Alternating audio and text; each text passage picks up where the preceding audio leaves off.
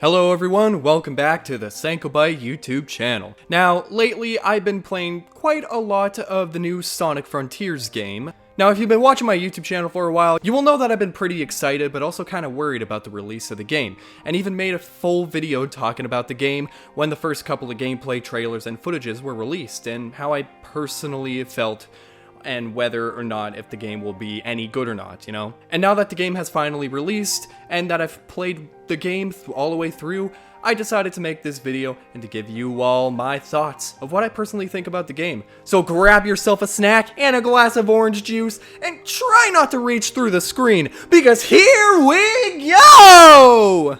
Guptail 89 reference, check it. So what do I think about the Sonic Frontiers game? Well, it is in fact a game, but kind of a fun one. I really enjoyed it from my first playthrough of the game.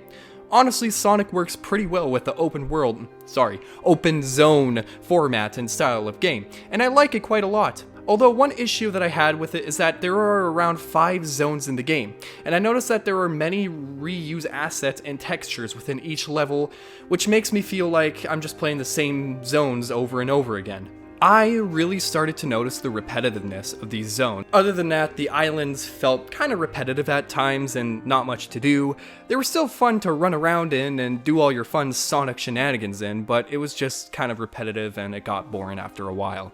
One issue that I want to bring up before I start talking about other things that I liked about the game is, of course, the many random pop-ins of ramps, rings, railings that randomly generate into the map when you're close to them and you're running around.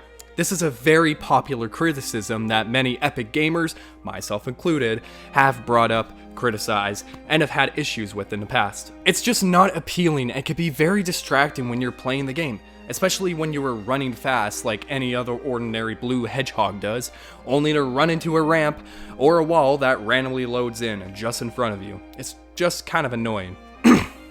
Anyways, when it comes to the gameplay and overall controls, I honestly don't have an issue with it. The combat gameplay is pretty fun to do, especially when you're battling bosses or enemies, although it too can get pretty repetitive when you're essentially mashing the same button over and over again. When it comes to Sonic's movement in the game, I've noticed a huge improvement in it compared to other Sonic games in the past. You can actually control him now! How awesome is that? It honestly feels so good when you could just take sharp turns around corners without Sonic randomly running off the stage and whatnot. Sonic's movement in this new game feels much more fluid, and you have more control over him, which I really love. The main story of the game is pretty interesting. Sonic is trying to find the Chaos Emeralds on each island after crashing and losing his friends, while also helping all of them leave the cyberspace world that they're stuck in and stopping them from being all glitchy and whatnot. Oh, and the new character Sage is also kind of getting in the way of Sonic's journey too, I guess. I also feel that the story can be a little stale at times, especially halfway through the game, but overall it's still pretty enjoyable and still a solid story.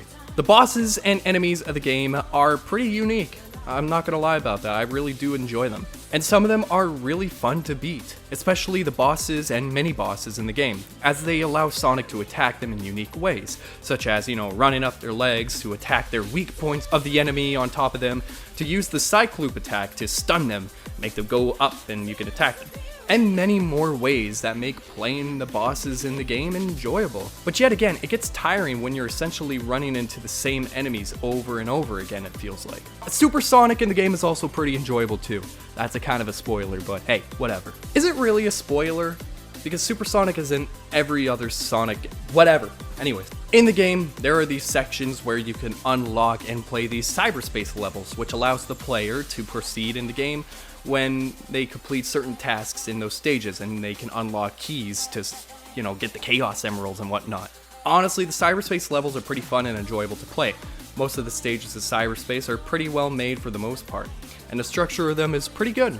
However, some of them are just painful to get around, and I just end up skipping them so I could just play the good old, regular other cyberspace stages in the levels and complete all the tasks in those ones and move on. But for the most part, cyberspace levels are pretty good.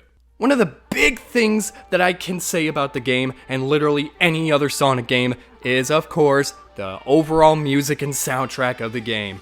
and how music plays a essential role in the game. Holy fucking shit! The music in this game is outstanding! Sega and Sonic team never disappoint when it comes to like the music in the game.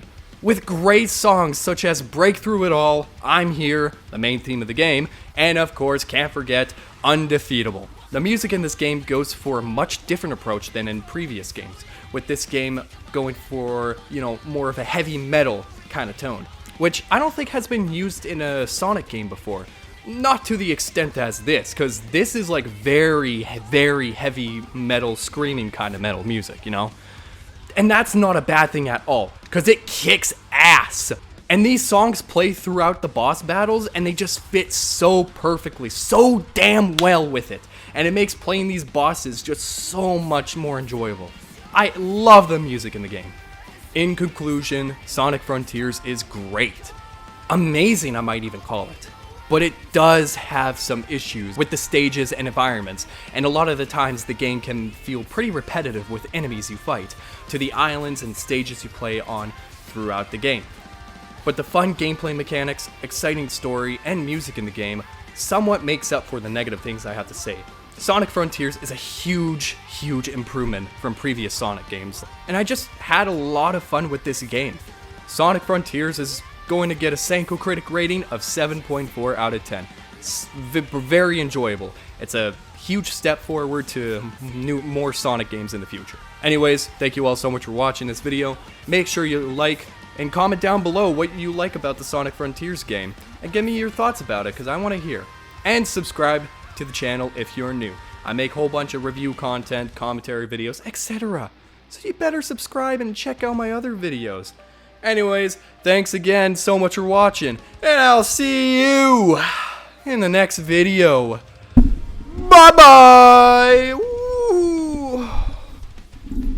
I don't know why I did that. I'm gonna run away like Sonic.